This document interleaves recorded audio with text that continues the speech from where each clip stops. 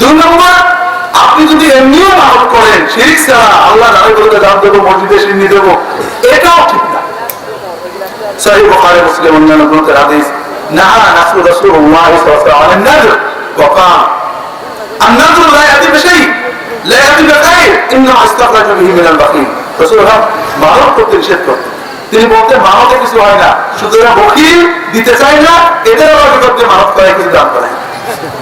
আপনার দান করবেন, দানের বিপক্ষে।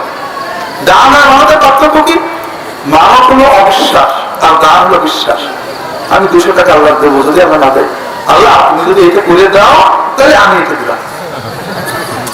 আর দান হলো বিশ্বাস, আল্লাহ তোমার নাম বলেছে দানের বিপক্ষে টাকা গরিব মা একটা সালে 30 টাকা পাইছিলাম, বড় বিপদে আছে 10 টাকা গরিবের দিয়ে গেলাম, 3 দিয়ে গেলাম, আল্লাহ এই দানটা কবুল করে বিপদটা কাটিয়ে দিই। এটা বিপক্ষে কথা বুঝতে পারেন যেটা বলছিলাম। তাহলে মানব এটা ঠিক পদ্ধতিটা। আর যদি বিপদে পড়ে পীর মাথায় হুজুর ডাকে, তাহলে সেটা কি হবে? সেটা আবু জেহেলের চেয়েও বড় শিরক। কথা বলেন কি? বিপদে কাকে রাখতে হবে? যারা বিপদে পীর আউলিয়াদের ডাকে, তাদের যদি বলা হয় আল্লাহ শোনে না, কি বলবো? শোনে।